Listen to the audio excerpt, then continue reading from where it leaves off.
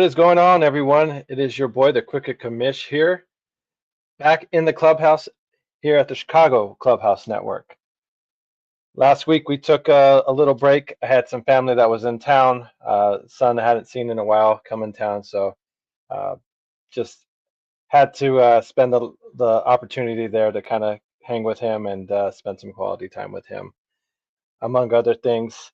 But we are back here today, have a lot to talk about for sure. We are a man down tonight.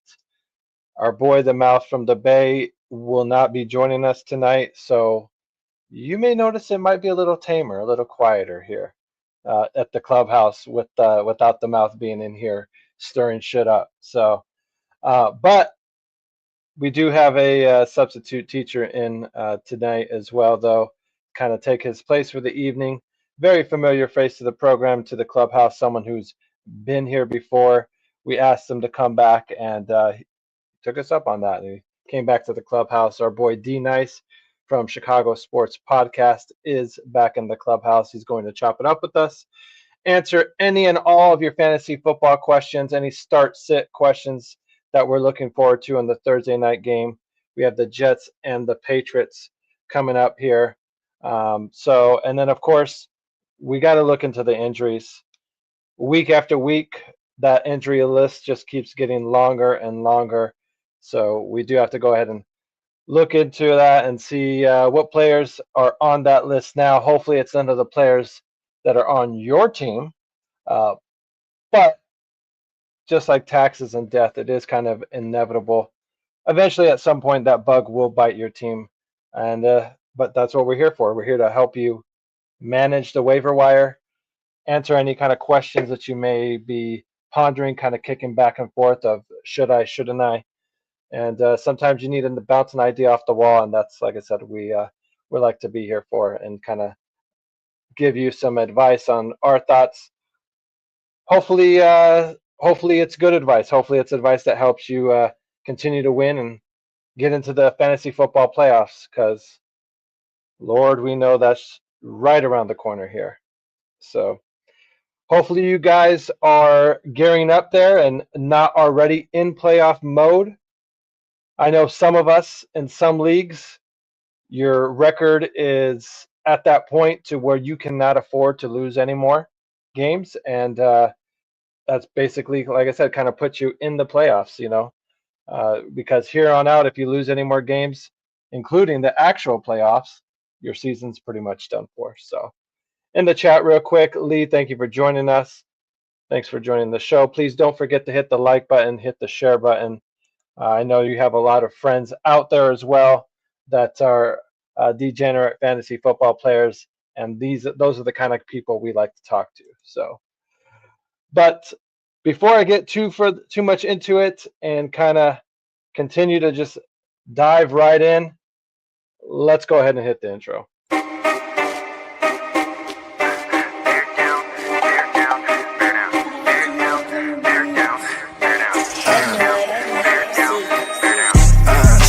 Clubhouse Network. Crash out, this a crash course, no lecture. Lay hack, keep a signal caller under pressure. Check the stats, finna up the score for the record. Chicago Clubhouse Network. Crash out, this a crash course, no lecture. Lay hack, keep a signal caller under pressure. Check the stats, finna up the score for the record. Introducing first, he the Crooked Commish, making sure it's understood that he him. Next up, he the Mouth from the Bay, dynamic duo, hit you with an ounce of that game that make you bow face and salute the truth. Curve all the blase blind, the whoop-de-whoop. On the path to the bag, got that money and the power. They gon' ball every fantasy football hour. Got them sour, these hacks can't hack it. Meanwhile, they on point like a cactus. Want smoke and get smoked like some cat piss. If you can't be good, damn it, be good at it. Ay, Chicago Clubhouse Network. Crash out, this a crash course, no lecture. Lay hack, keep a signal caller under pressure. Check the stats, finna up the score for the record. Chicago Clubhouse Network. Crash out, this a crash course, no lecture. Lay hack, keep a signal caller under pressure. Check the stats, finna up the score for the record.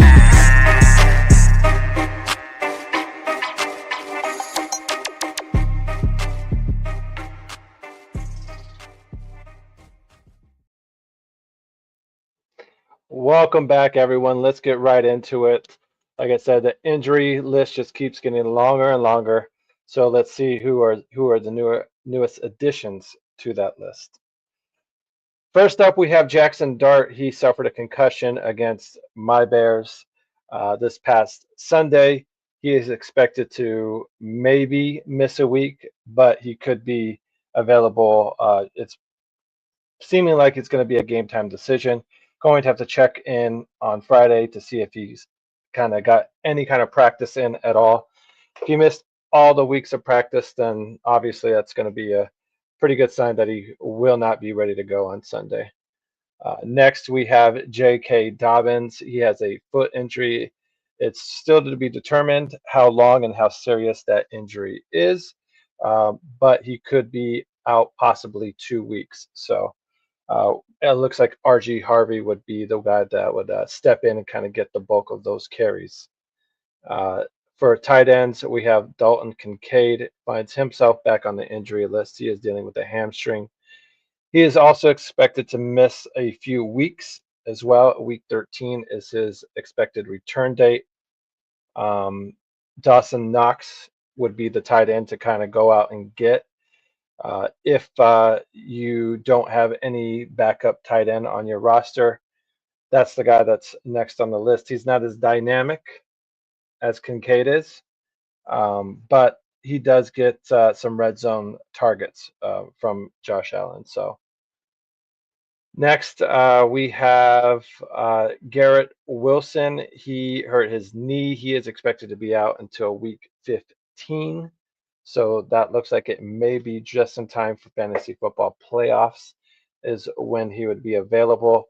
At the same time, though, if Justin Fields is still the quarterback there for the Jets, not sure how excited or kind of how much you're thrilled with Garrett Wilson having that option. It's definitely had a disappointing season, but a lot has to do with the guy that's the quarterback over there with the Jets. So next we have Rashad Bateman. He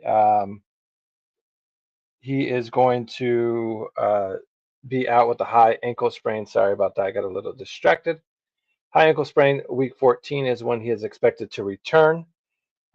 Running back Chris Rodriguez from the Washington Commanders is dealing with a shoulder injury. Week 12 is when he is expected to be back. Next, we have running back Terrell Jennings from New England.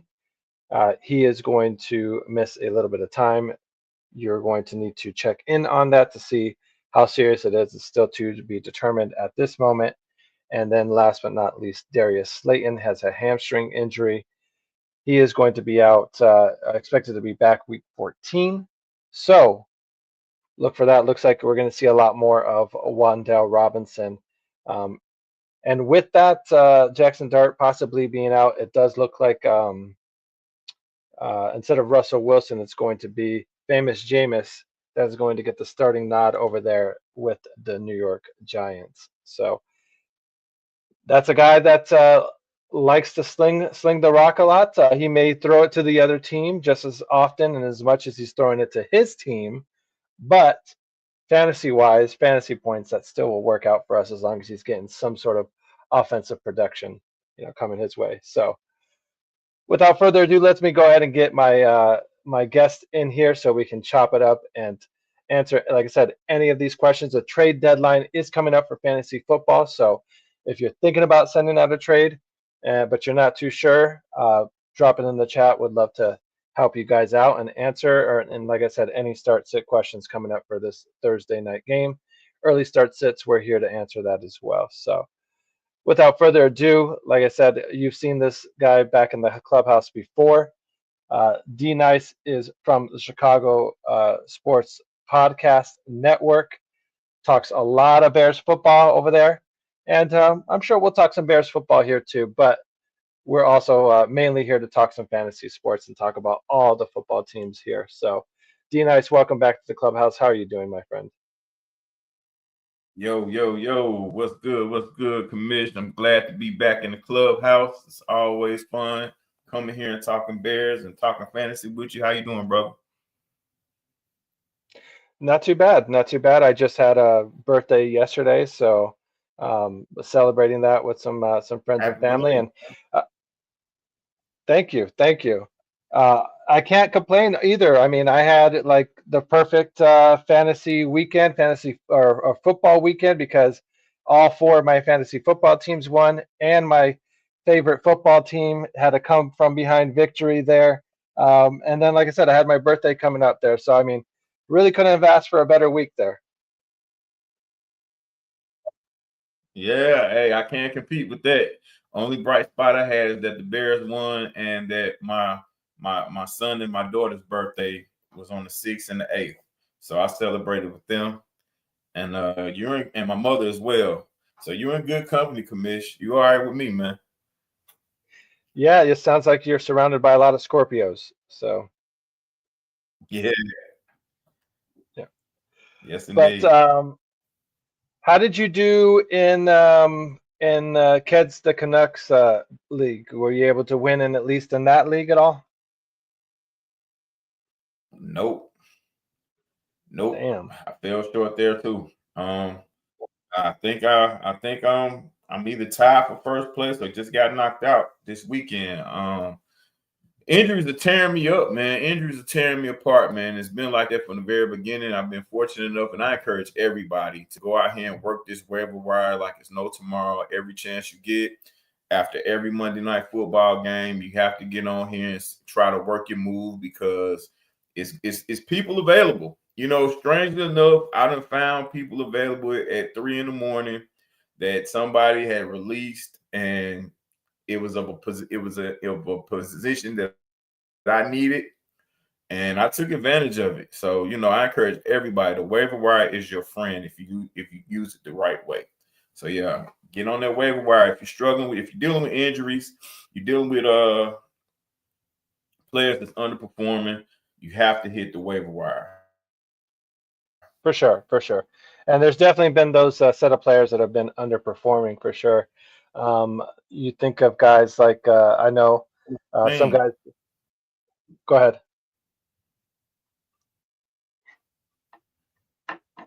Go ahead.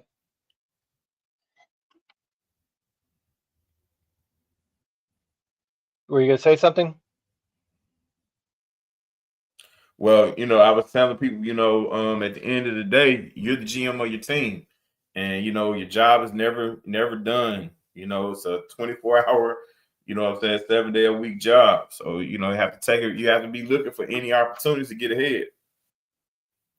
Yeah, no, absolutely. And then you hopefully some of the long shots you took too paid off as well because guys like that are leading the quarterbacks in fantasy points right now is guys like Drake May, which at the beginning of the year, I don't think very many Mhm. people saw him being the top QB in fantasy going, being week 10, week 11 of the season and whatnot. So, I mean, it hasn't been just a 1 week, 2 week kind of fluke thing. He's been able to kind of keep up this level of production week after week, even if it's a first year uh, head coach coming in, not necessarily new to the NFL, but first year with that team there, going back there. And he's not really even an offensive coach. So the fact that he's able to kind of put together this season so far is pretty impressive.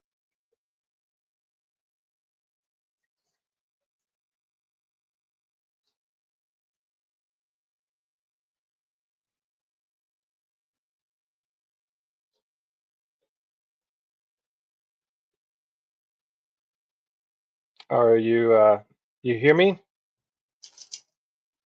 You still with us? I hear you now. Oh, Yeah, I'm okay. here. Your screen went out. I couldn't. All right, it went. Yeah, Okay. but I was just saying how I impressed I didn't. was with I didn't. basically Drake May and how he's been able to kind of Oh, keep up that yeah. production. Yeah, and you know, coming into that year's draft, you figured Drake May was either the third or fourth best quarterback in the draft. He is clearly um stepped up another level and put himself in the forefront of that conversation of that draft class, you know, because it is a conversation. We seen Jaden Daniels get out in front and have a great first year. Now you know, he's coming along and, stepped in front. Jaden took a step to the back. Meanwhile, Caleb is steady. Yeah, for sure. So, the career is not determined in 1 to 2 years, and it's possible that this draft can have 3 or 4 good quarterbacks in it. It's not like it ain't never happened before.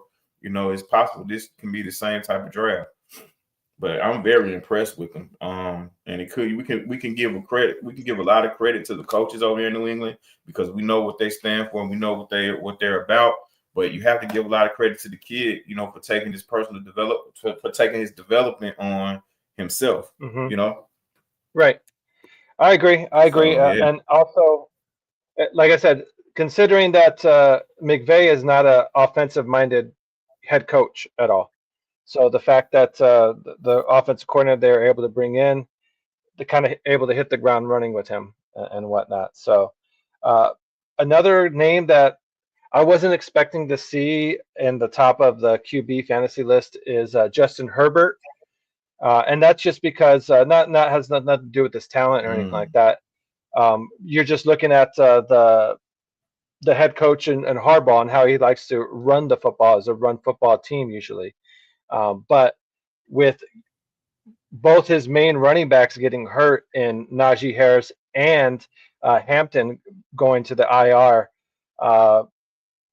Harbaugh's kind of seems like changed up his game plan a little bit and has kind of been more pass effective, considering that Herbert's like right now, and at least in my league, top 2 fantasy QB, definitely at least top 5 in most other leagues.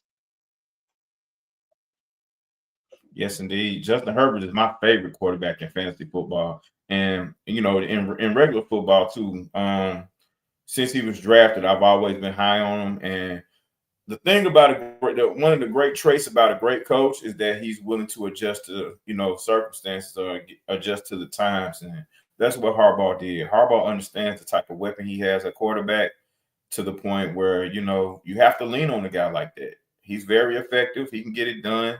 If he can just translate his regular season play into the playoffs, then we'll be having a whole nother conversation. But it's real unfortunate the fact that it's real unfortunate that the fact that Hampton went down because Hampton was on a rookie of the year track, in the beginning of the season. But Vidal's been filling in quite admirably. Can't argue with a lot of the games that he's played, and if guys had an opportunity to pick him up, on the waiver wire, they've had some success. Correct. Yeah. And luckily I was one of those guys in at least 2 of my leagues. I was able to get him and that was a little tricky situation because at that moment, a lot of people weren't sure if it was going to either be Vidal or Haskins who was going to get the majority of the carries or looks. So in a perfect world, you would just get both of them, but ideally you really had to choose between one or the other as far as when it comes to waiver time. So hopefully you guys picked the right one and were able to get Vidal. But like you said, his days are numbered once Hampton gets healthy, like they're saying here in this comment, saying back around week 13. So that's only a few weeks away. Hopefully Hampton doesn't get re-injured, doesn't re-aggravate that injury, because once you get injured once, it kind of is easy to kind of get re-injured. But if not, then he's going to be coming back right in time for fantasy playoffs.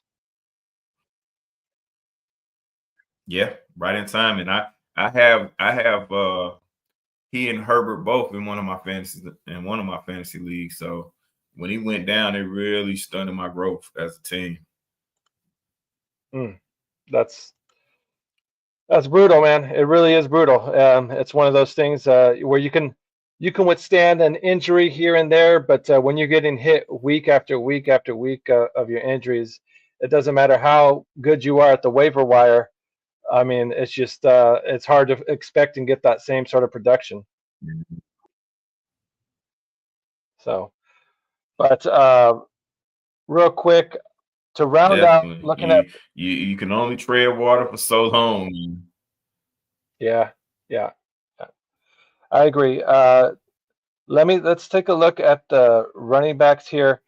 Obviously, the uh, clear and cut number one running back is Jonathan Taylor. He blew up this past week, had an over 200-yard rushing game. Well, I think had 4 touchdowns in that game with the Colts. So I mean, he's one of those guys where most people drafted him like in the second round, maybe the late first round, and he's clearly being the steal of some of these drafts here.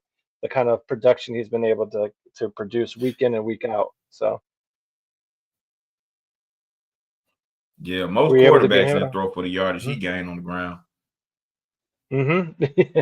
Yeah, no, I mean, he's way far and ahead. I think he's got 15 total rushing touchdowns for the year. And I think the Mhm. next closest person is Josh Jacobs with 11. And then after that, you got a Yeah, few guys with 8, 7, 8. So I mean, Taylor by far is having like the best fantasy season for a running back right now. Christian McCaffrey's kind of right on his heels and it's healthy, and I think you were saying that in the beginning of the season. It's you don't deny the man's talent. You're just worried about if he can stay healthy enough all season, to just where you can worried about utilize the him. health, man. Just worried about the Yeah. health. That's it. And to go back with Josh Jacobs, Green Bay has a lot of injured guys in the skill position. This might ramp up his production, because Green Bay is going to really have to lean on him, especially with the weather being bad and things of that nature. Josh Jacobs Mhm. can jump up. I doubt if he catches Taylor, but he can jump up and really, it could be a huge jump in his production in the next couple of weeks. For sure. I mean, he does have some. He has 2 matchups against our team coming up here, and our team's been struggling against the run, here and there. So I know Jackson Dart this past week was kind of tearing us up in his run game. At least was really kind of Mhm. gashing us big time. And luckily, he ended up getting knocked out of Yeah. that game because I'm not too sure if we would have been able to pull off that same come from behind victory had he not been out of the game. Because, like I said, he was very effective running the ball. I think he had 2 rushing touchdowns that game before he got knocked out.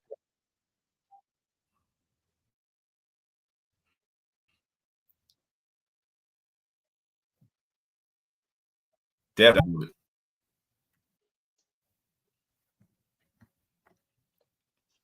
So, also the top running backs you got are Those Devontae guys, they A-Chain. really they Hmm. Go ahead, finish up. mm, nah, I was saying that the Bears really dodged the bullet, with Dart going out. And, I could stop right there. You mentioned A-Chain, man. I thought those guys in Miami was in my time mode, but he was ready to play. He was. He is another one that's a guy that you really don't question whether or not he's talented enough or has explosive legs. It's just him staying healthy, you know. And a lot of it too is with the QB with Tua. I think you need that QB to be there. You need a solid QB so the teams aren't just putting 8 in the box against you week in and week out. Yeah. And the thing about Tua, man, not to move too further in the show, but the thing about Tua, he has a lot of ability.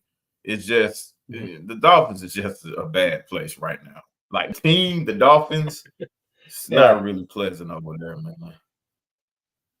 yeah, for sure. I mean, another team that's not pleasant is over there with the Jets. You had guys like Brees Hall that were praying and hoping and telling them, please trade me out of here. They didn't do that. They ended up keeping him in there. So he's one of the few bright spots there because the Jets lost one of their other uh, top playmakers there, and Garrett Wilson's going to be out for a few weeks with the bum knee. And that's definitely not going to help out Justin Fields. He's been struggling already. Only completed 6 passes this past Sunday. 6 passes, that's it, is all he completed. So fantasy wise, you always depend on his legs to kind of get you the points, but he's really even not doing it there either. So it's going to be tough for the Jets. Yeah, gotta hate it, but glad he's in New York instead of Chicago. But I had digress. This game for just this week for Justin may be a little less complicated because it simplifies things. Okay. Now, true enough, the best receiver is gone. But Justin seems to always have a decent rapport with the tight ends. And like you said, he can run with his feet. And he will be at listen. Mason Taylor is a very good tight end, very good young tight end. We can't really rank him top anything in the league, but this is for a first year guy. He's very instinctive. You can tell that he'll be open for sure, because he's not the most sexiest target, for lack of a better term. But Yeah. Tight ends find a way to get open, and they're usually a quarterback's best friend. So, this could help Typically. Justin out. This is more. Game's going to be there still. And you just dump to that tight end and get 6 yards here and there. It may be better for him. It can simplify things. I agree. Like sometimes you do need to check it down or just take the little change that they kind of give you, the defense gives you. And a lot of the times the coaches kind of preach to these guys, just put the ball in these playmakers' hands, and all of a sudden it takes one missed tackle and you could be off to the races. Mm-hmm. Or it turns into what it Yeah. seems like would just be a 5-yard gain. All of a sudden turns into a 20-yard gain if that playmaker can make a player miss or Yeah. break a tackle. Yeah. Now, by no means am I encouraging anybody to run and go grab Justin Fields or start him. I'm not saying that, but just talking about Justin Fields and his situation as it is right now, it could be a lot simpler for him, which could help him be a lot more effective. If you needed a quarterback, how would you feel about having to go run out and getting famous Jameis instead of Justin? Would the other New York quarterback be more appealing to you, or no? It all depends on who they playing. I understand that Justin is going to. Who does Jameis see this weekend? Let's see. Jameis is with the Giants. Let's see who the Because Giants play this week.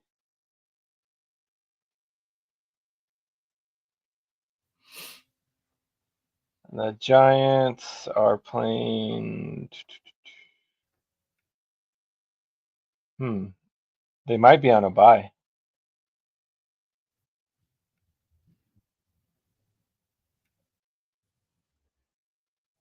Oh, Yeah, I think they're on a bye. I don't see them.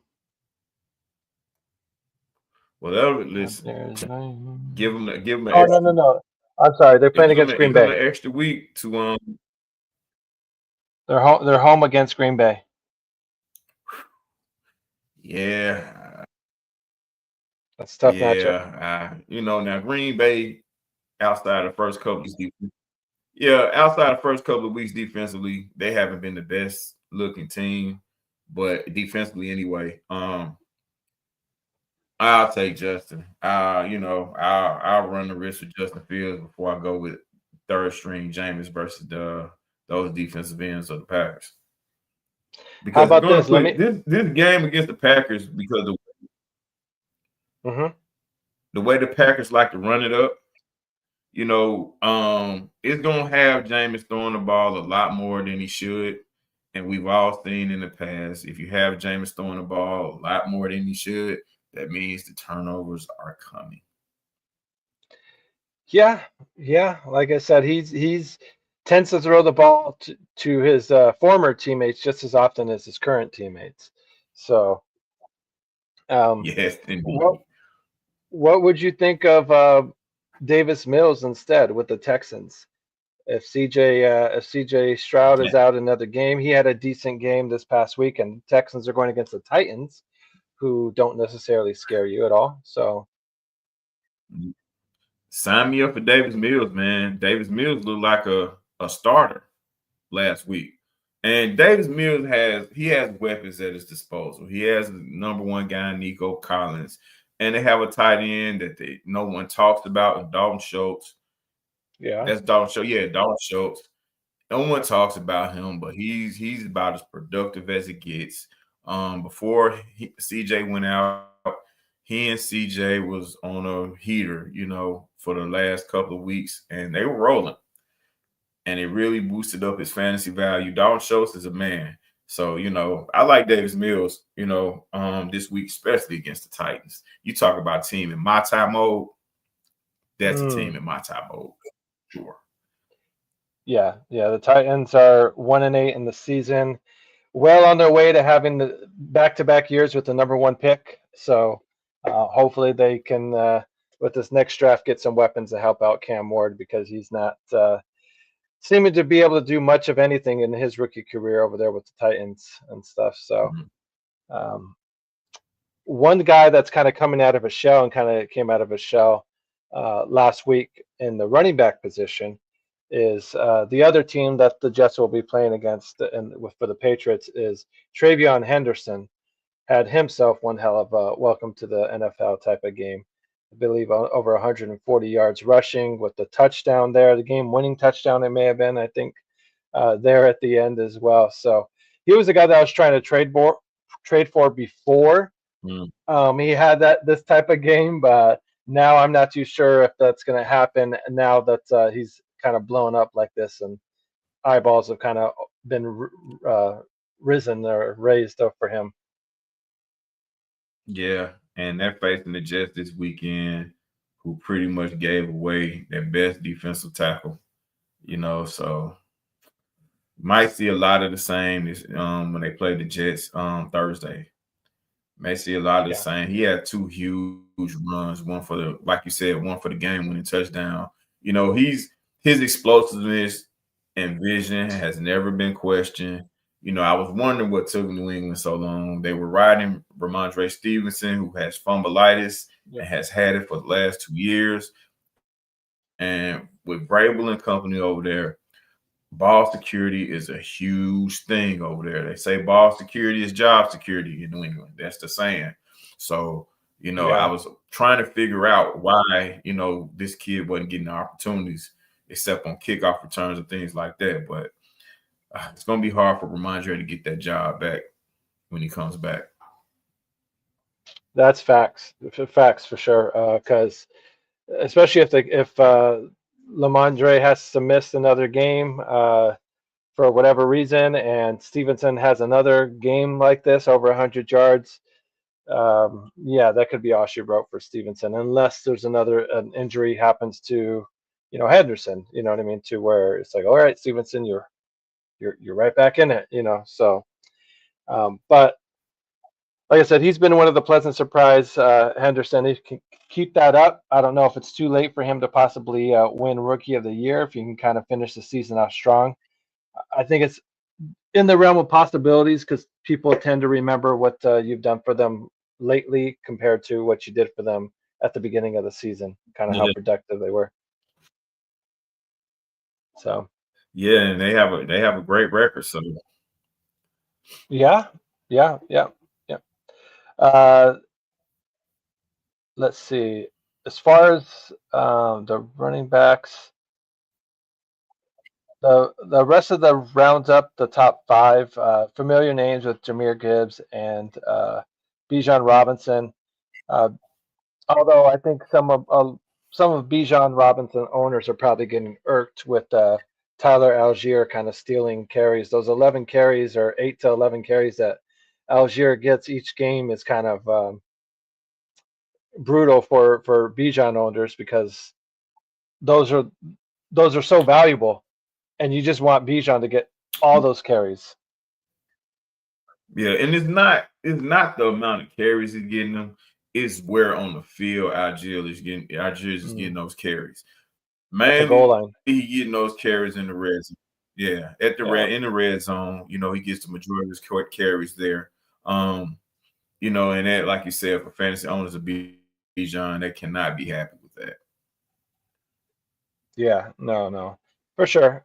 It gets old real fast, all those touchdowns that Algier gets, you're just pulling your hair out and whatnot. Especially, and a lot of it has to do with how how early in the draft, fantasy draft, that he goes. He could, in some leagues, a top 5 pick. And when the guy's a top 5 pick like that, you need him to put the kind of production that Jonathan Taylor's kind of putting up. Yeah, I'll go out on a limb and say in most and probably all leagues he was top 5 because he was a name that just would not go away in the beginning of this fantasy draft season, man. Now you had some people that picked him number 1. Well, one of the guys that got picked number 1, and at least I did in one of my leagues here as in receivers, is Jamar Chase. Thank God Joe Flacco ended up going over there to Cincinnati to kind of save his fantasy football season, because once Burrow went out and it was Browning, it was looking pretty bleak for both him and T. Higgins over there. Bro. Flacco has been a lifesaver over there for Cincinnati. I mean, like I said, at least for fantasy wise, he's really 12 targets, 15 targets sometimes for Chase alone. It makes you wonder, is like, if Flacco knows he's that good, dynamic of a weapon, how the hell is he not getting that kind of targets even when Joe Burrow, who is a better quarterback, is, there? How he can't get that same kind of production. And that too, with that too, the world really gets a chance. The people who haven't really seen T. Higgins or paid attention, the world gets a chance to see how good that guy is. Yeah, he really is. He's when they say he's a A1 type of receiver, I mean, that's like, I agree. I mean, he's one of those guys where in most other teams, he's going to be the standout number 1 receiver for your team. And you won't have any qualms about that. So, Jackson Smith-Njigba, though, is continuing to rock out that number 1 position for the wide receivers. I mean, that guy, doesn't matter if it was Geno Smith or Sam Darnold. I mean, he's making it work, and he's definitely come out of his shell and stuff, and rocking the fantasy world here, being the number 1 receiver. Listen, I've gone out on plenty of limbs to tell the world that JSN is the best wide receiver in the NFL. And it's not close. We understand those other guys are going through QB issues and all of that, but this guy right here is different. He's different. Listen, I encourage anybody to go take a look at this guy from the route running, to the hands. Not very fast, but the quickness is, is there, and the hands are there. He's it, man. He's it. Yeah, he's super efficient. I mean, looking at his numbers, he has 85 targets, 63 receptions, just over 1,000 yards, and 5 touchdown passes. And the next player below him, in Jamar Chase, has 107 targets and 76 receptions, with 831 yards and 5 touchdowns. So, I mean, he's not even getting the amount of volume that Chase and whatnot is, and some of these other guys are doing, and he's just being more efficient with the targets that he does get and making it count. So, yeah, his yards per catch is phenomenal, and it's a couple people try to argue me down about JSN. They mentioned Jettas, and I get that, but Jettas wasn't even doing this with Sam Darnold. He wasn't. No, he really wasn't. St. Brown is still continuing to do his thing over there with Detroit, even though they switched out offensive play callers. Dan Campbell kind of had to step in and then take over the duties there of play calling. But St. Brown still rocking his thing.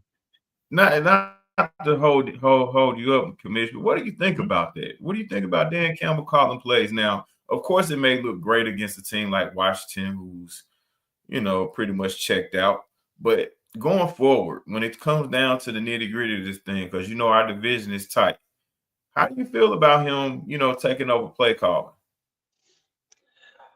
I think it comes off a little like a little bit of desperation and stuff like that.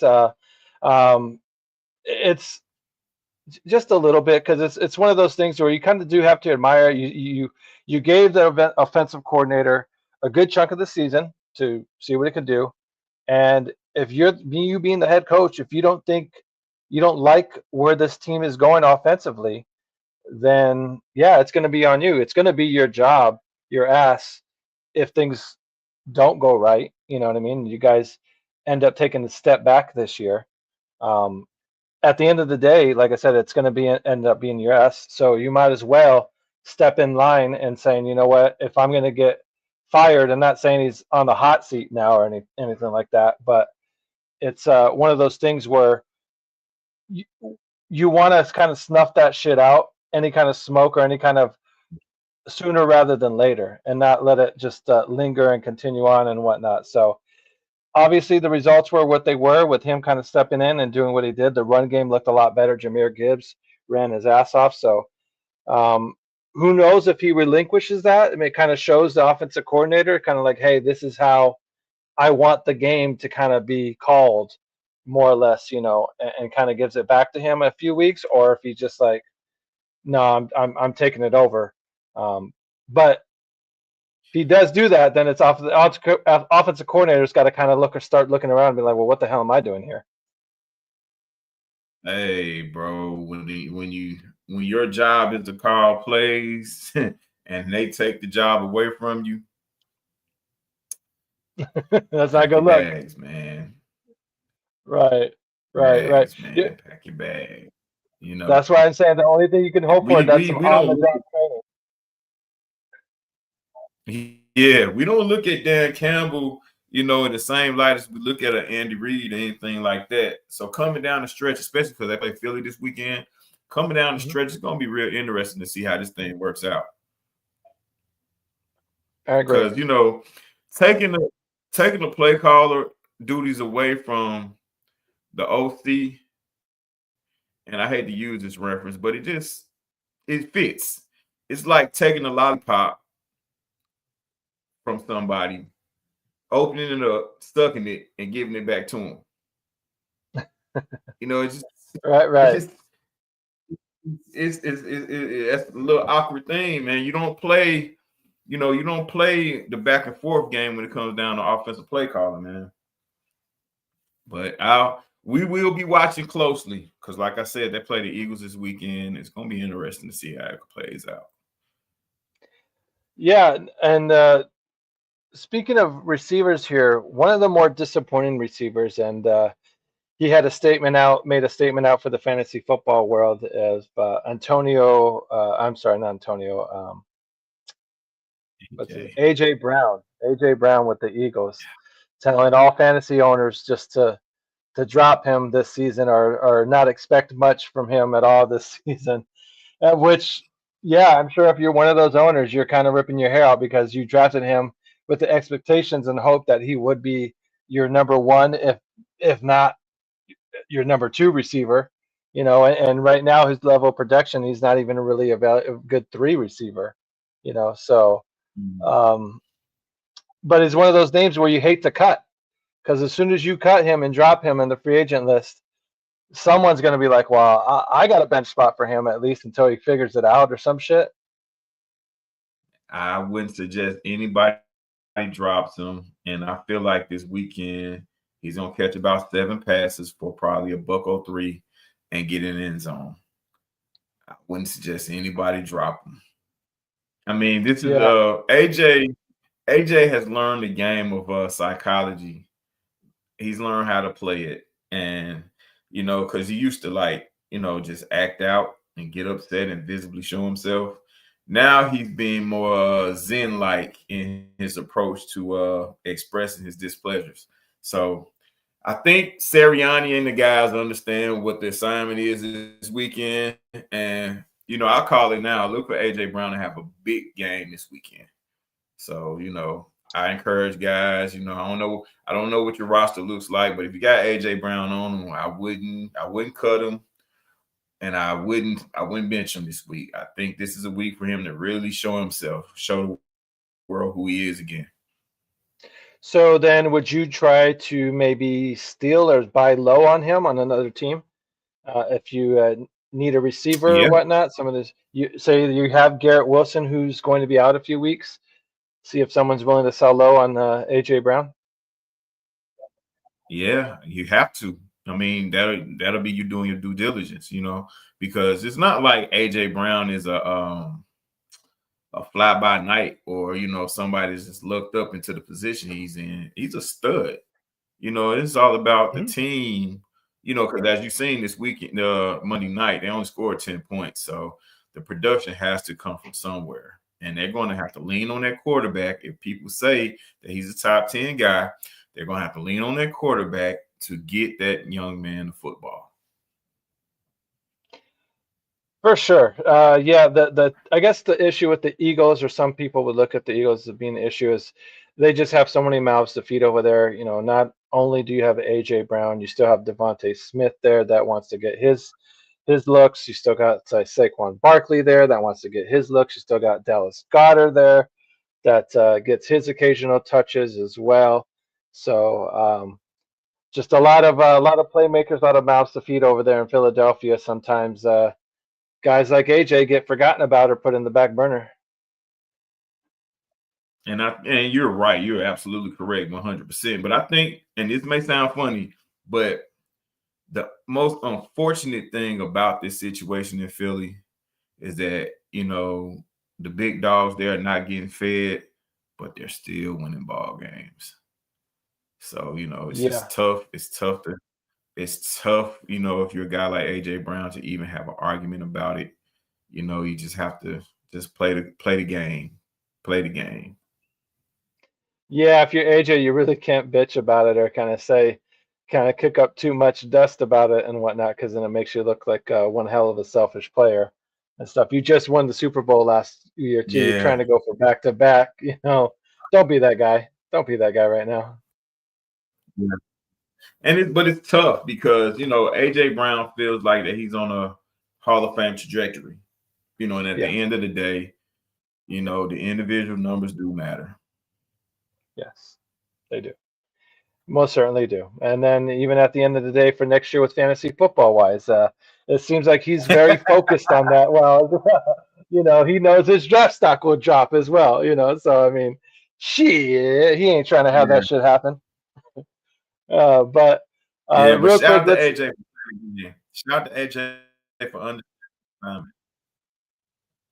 Yeah, man. Like I said, good looking out with the fantasy world. He knows there's some guys out there that could give a shit, and whatnot. But it's kind of funny to see when you see a player actually Mhm. kind of being like down bad by it, or just kind of like, God damn, like what the fuck? I'm disappointing as hell for my fantasy owners. So um, looking at the tight ends, one of the guy that has not been a disappointment at all, uh, with Trey McBride being the top tight end right now. Rookie Tyler Warren is right behind him, with the second best. Jake Ferguson is at the third spot here.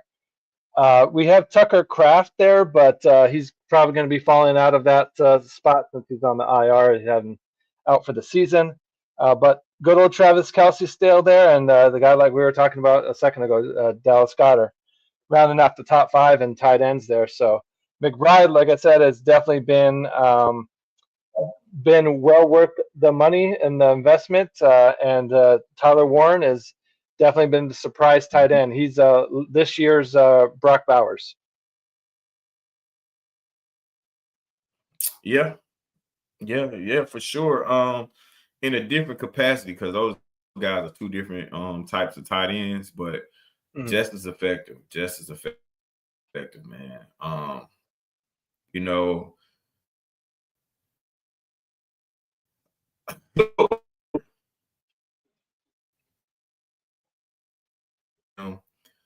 to one position. He's a football player and a guy that knows how to get it done.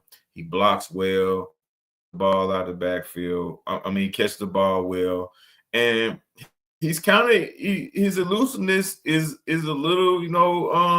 downplayed. He got Yeah. good feet, man, and he can get away. He may not be the fastest guy, but he can get away. He pulls away from guys every week.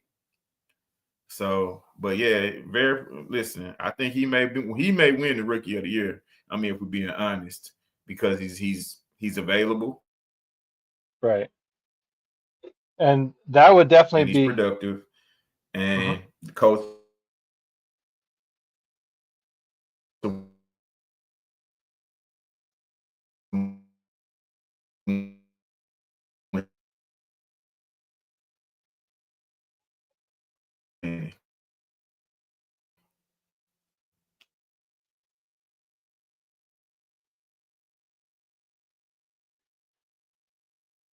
I'm sorry there, you kind of cut out there at the end there, D Nice.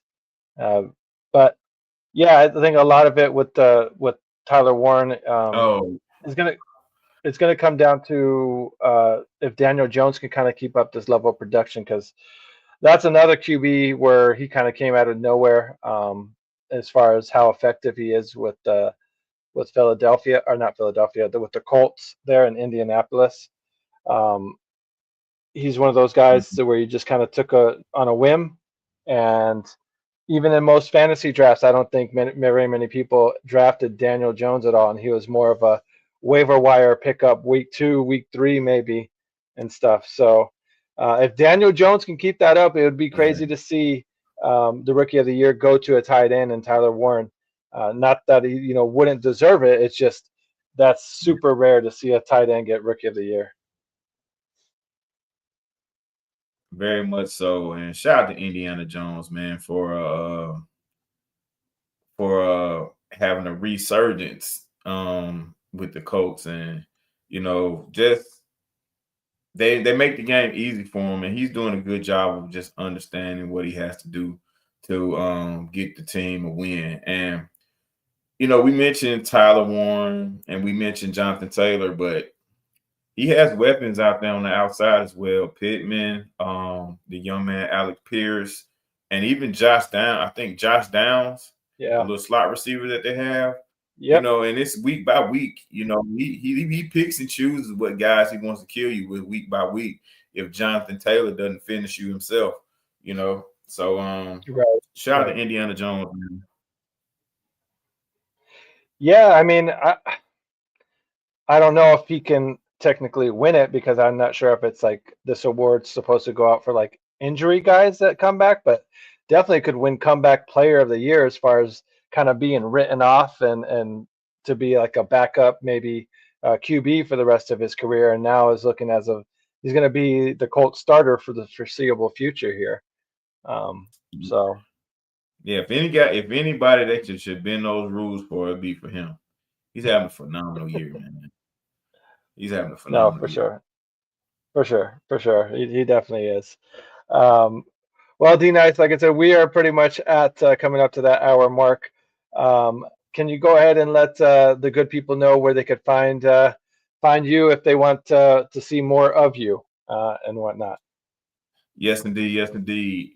Hey, you can find me at Chicago Sports Podcast every Monday and Thursdays, and sometimes doing, other days during the week, but Mondays and Thursday nights for sure at 8 o'clock Central.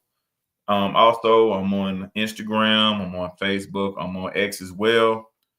I'm on X, it's Slick DZ 721.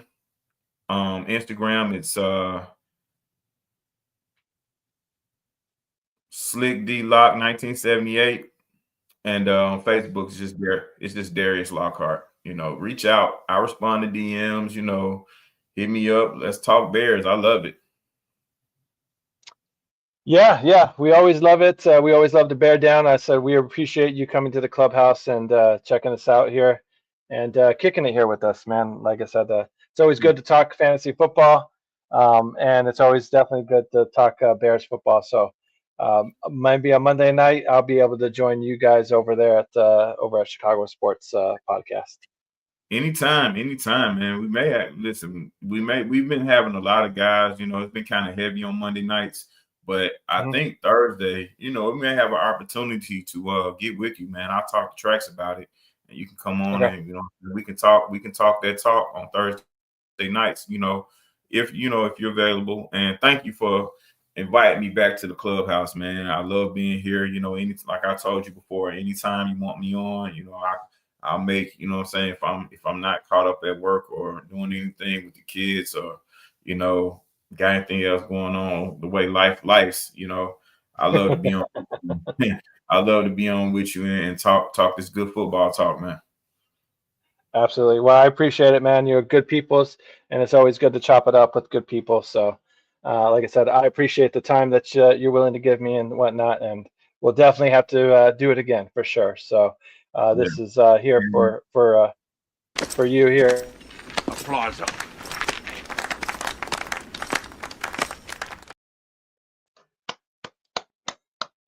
Really do appreciate you coming here at the clubhouse and kicking it out here with us. Like I said, it means a lot. Means a lot to me. Definitely on a pinch too. Short notice. My boy, my co-host, the Mouse from the Bay, was out. Couldn't make it. Had like you said, some real life issues. Stuff happened. So, like I said, you coming in last minute means a lot. Really do appreciate it. So. Yeah, shout out to him, man. Shout out to Mouth of the Bay, man. Hopefully I catch him next time, man. Yeah, for sure. No, we will. We'll be seeing them soon. We got that 49er game coming up. So, you know, that week is going to be a whole lot of shit talking going on back and forth. So, especially if it's going to be a playoff, playoff for both of us. So, but everyone at the clubhouse, thank you all for checking us out. We really do appreciate it. Please smash that like button if you haven't already. Please subscribe if you haven't already. We're 25 subscribers away from 1,400 subscribers, and we're trying to get that at the end of the year. So if you haven't already, please go ahead and subscribe and hit that like button. So for D Nice, I am the Crooked Commish. You guys be safe out there. Be good out there. But if you can't be good, damn it, at least be good at it. You got to decide whether you're a wolf or a sheep. Bear down, everyone. This has been a Chicago Clubhouse Network